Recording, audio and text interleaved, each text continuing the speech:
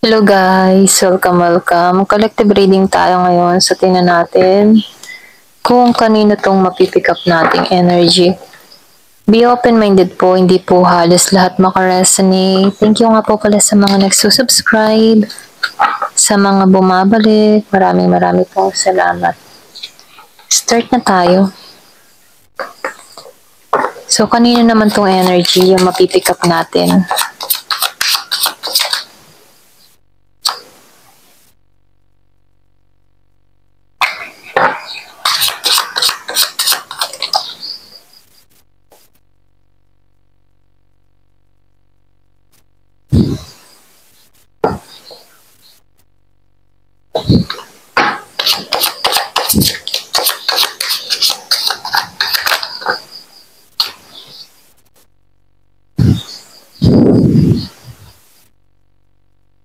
Meron ako nakikita dito yung iba sa inyo, meron kang mabilis na message na marireceive mula sa tao na to.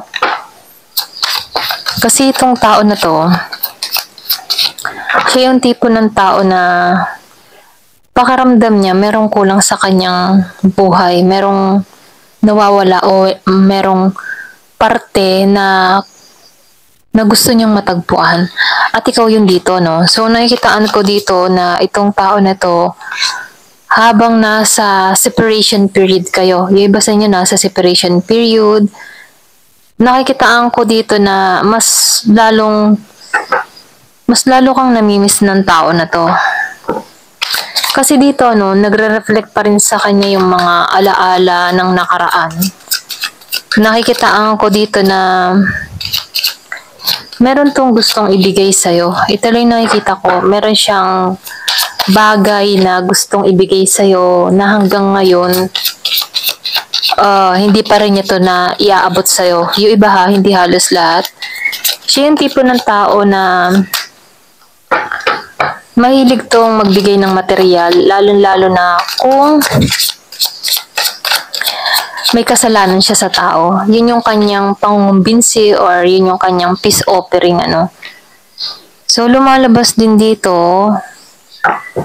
na gusto ng tao na to ng pagbabago. Okay, gusto ng tao na to na magkaroon ng pagkilos sa connection nyo. So, lumalabas din dito na mahal ka pa rin ng tao na to. Okay? Meron taong nagmamahal pa rin sa'yo. Ayan. So, tingnan pa natin dito.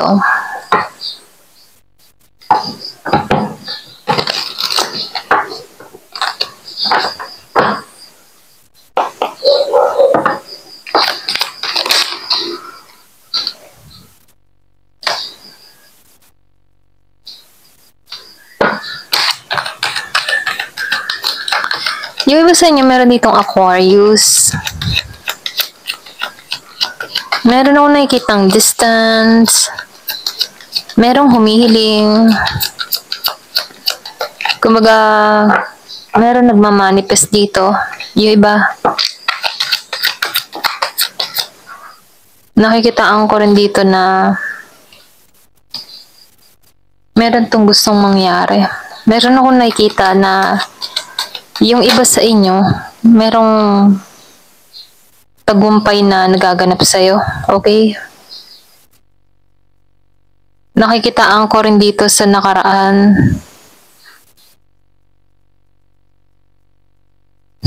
Yung bang tipo na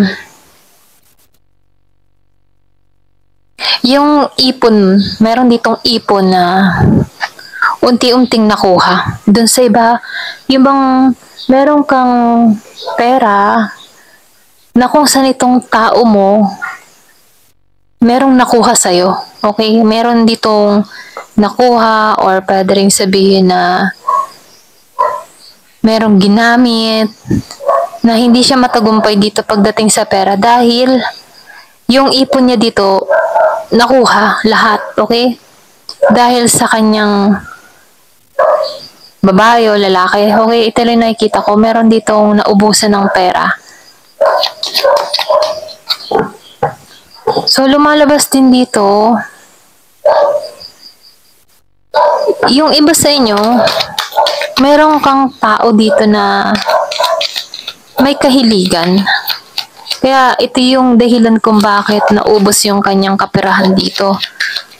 Lumalabas na hindi nito kaya ng walang sexual, okay? So, mahilig to sa sexual matter. Importante sa kanya yon. Dito lang nakikita ko. Kung meron kang ganung tao, no, hindi nito kaya ng walang ganon. Hindi nito kayang malayo sa kapareha. Dahil ito lang yung nagpapaligaya sa kanya. So, nakikitaan ko rin dito, may kahiligan talaga tong tao mo. Meron ako nakikitang Gemini, Aquarius, and Libra. Meron din ako nakikitang Virgo, Capricorn, Taurus. Pwedeng meron tong lalaki, babae na pinagkakalooban niya, binibigyan niya. Kahit ipon niya dito na ibibigay niya dahil sa kanyang kahiligan. Kasi itong tao na to, dun lang niya nararamdaman yung kaligayahan, dun lang, yung parang feeling niya, naghihilom siya dun, feeling niya, nalilimutan niya ang mga masasakit na nangyayari dahil dito. So, ito lang yung nakikita ko dito, no.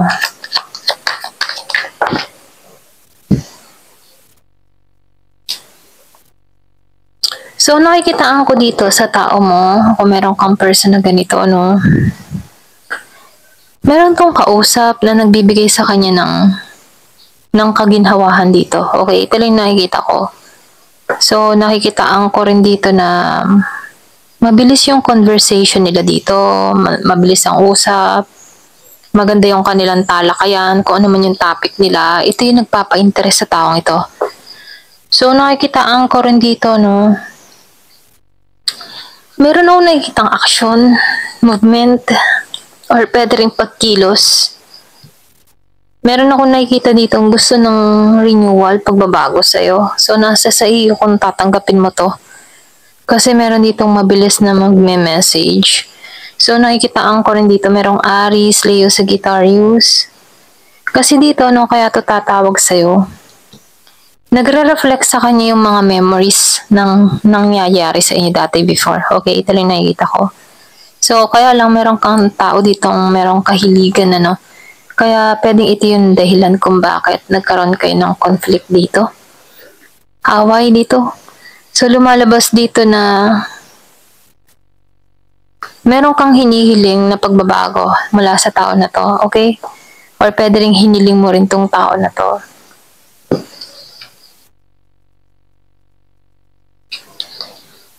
Dito, no, sa future, near future, nakikitaan ko dito na ano, may pagkilos tong tao na to pero hindi ka nabuo para sa kanya. Alam mo yun?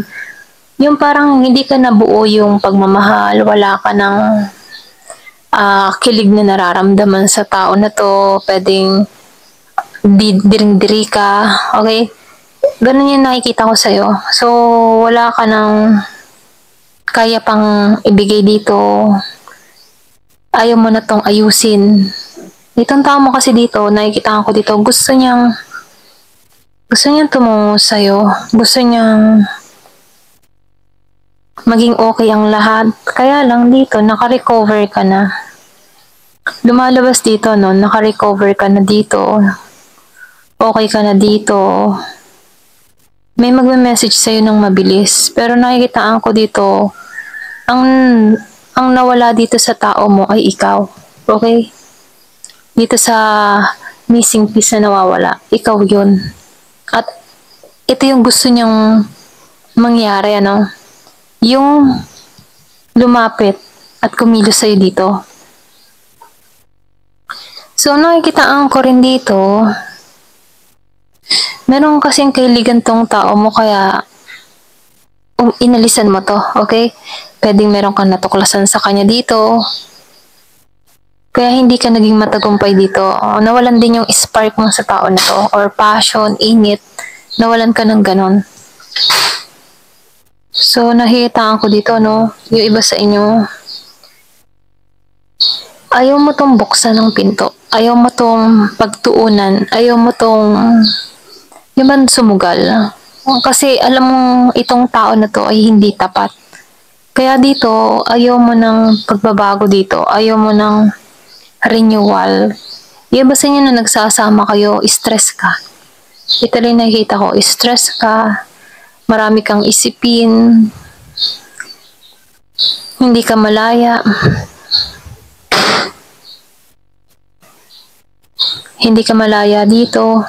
Ayun, ito lang nakikita ko. Kaya dito, no, sa future, pinagsaraduhan mo na to ng pinto. Ayaw mo na siyang buksan dito. Ayaw mo sa kanya. Ganun. Hanggat maaari. Talagang ayaw na ayaw. So, tingnan natin dito. Give it the message. Kaninong energy to?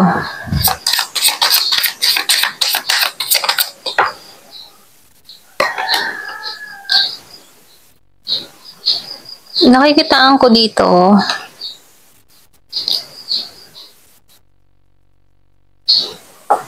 meron kang tao dito, di ba? Lumabas dito, no? Farewell.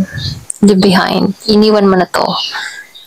Nandun ka na sa panibagong chapter. Yun na yun, no? Nakatuon sa'yo.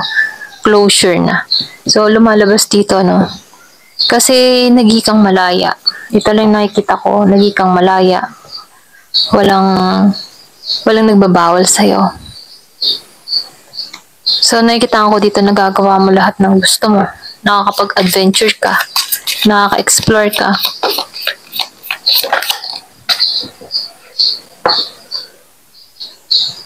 Releasing. Talagang pinakawalan mo na to. Moving on. Letting go. Walk away. So, ito yung lumalabas, ano? Walk away. Pwedeng family first ka. So, lumalabas din dito. Pwedeng may pamilya ka na rin. Kaya, nilet go mo na to. Nakatuong ka na lang sa mga anak mo. Nakapokus ka sa pamilya. Kasi, yung iba sa inyo, ramdam mo kung mananatili ka pa rin sa tao nito, nakaka-drain. Mahabang paglalakbay na naman. Ito lang yung nakikita ko sa'yo. Balisa. Kung kasama mo na naman itong tao na to. Marami ka na naman pagsubok na kakaharapin. Ganon. Problema. Problema ang hatid.